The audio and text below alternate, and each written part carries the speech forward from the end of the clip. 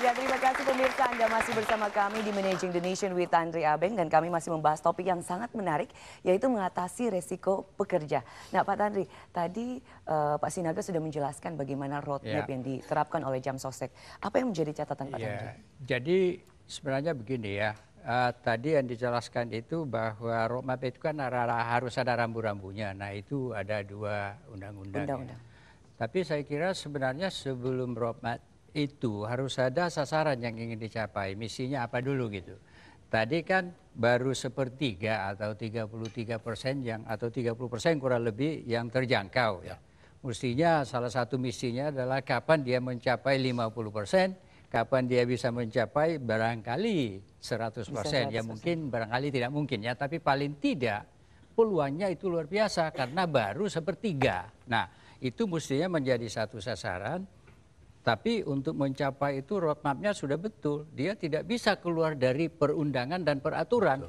Dan itulah salah satu kendala dari yang namanya Badan Usaha Milik Negara, apalagi penyelenggara jaminan sosial. Itu satu. Nah, yang kedua, memang setelah roadmap-nya ini jelas, beliau ini ahli manajemen juga, itu organisasinya bagaimana ya.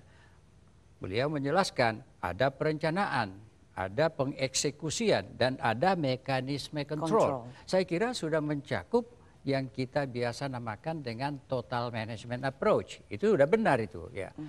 Tapi barangkali the challenge really adalah bagaimana bisa mencapai 50%, baru 70%, mungkin 80% itu kira-kira tahun berapa. Nah, jadi kalau kita bicara mengenai target ya, itu sebetulnya Jam Sostek itu tugas utamanya itu adalah untuk meningkatkan 3 hal. Ya, salah satunya adalah ditanyakan Pak Tari Abeng tadi, meningkatkan kepesertaan. Ya, betul. Jadi kepesertaan ini kan baru 30%. Betul. Itu belum lagi kalau kita bicara mengenai informal sector.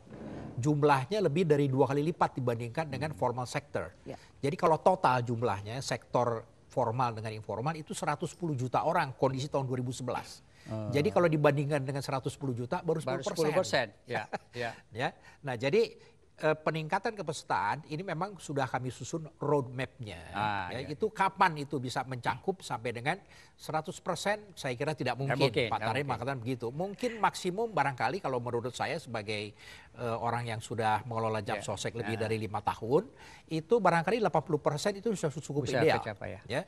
Kemudian ada satu hal lagi yang perlu kami tingkatkan selain peningkatan kepesertaan, itu adalah peningkatan manfaat. Ya. Nah, Jam Sostek ini kan menyelenggarakan 4 bentuk jaminan.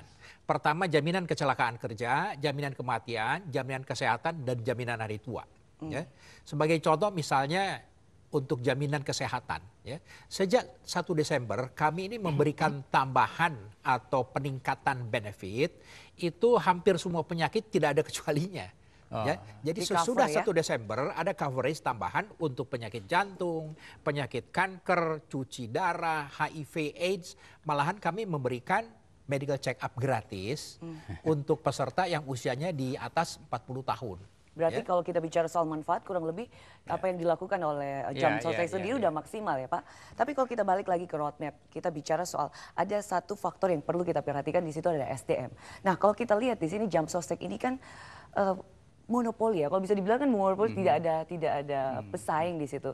Yang ada indikasi membuat SDM yang ada di dalamnya kemudian menjadi malas, tidak bahkan bisa membuat pekerjaannya tidak efektif, tidak efisien. Apa yang Anda lihat Pak? Yang perlu dibangun adalah internal competition ya. Saya kira itu ada. Bagaimana? Sudah dilaksanakan sejak kurang lebih 5 tahun yang lalu ini.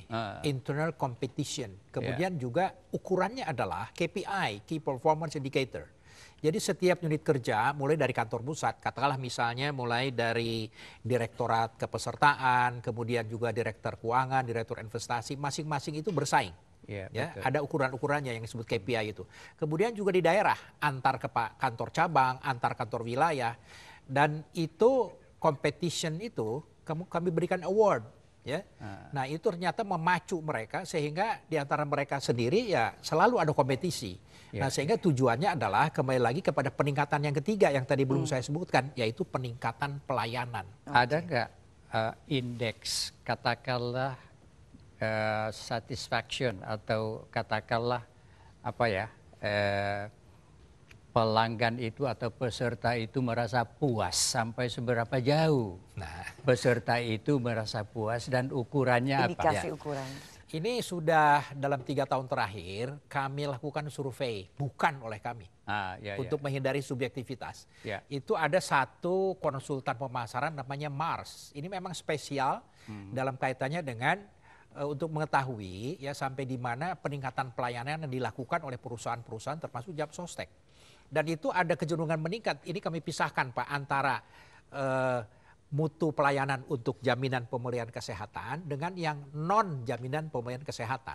Karena kalau kita bicara mengenai keempat jaminan yang diselenggarakan oleh Jam Sostek, itu yang paling banyak pengajuan klaimnya sampai puluhan juta ya dalam 34 terakhir itu adalah jaminan pemulihan kesehatan dan itu ada kecenderungan meningkat ya. Dan ini tentunya diukur, ada ukuran-ukurannya oleh si Mars ini. Ya, terakhir itu sampai mencapai hampir angka 90 dari kemungkinan 100. Jadi Rizka ya, ini yang menarik. Karena Jam Sostek itu di-manage sebagai korporasi, bukan hanya sebagai badan penyelenggara jaminan sosial, badan sosial saja. Maka ada yang namanya KPI. Ya kan? Jadi setiap orang diukur efektivitasnya dan kinerjanya.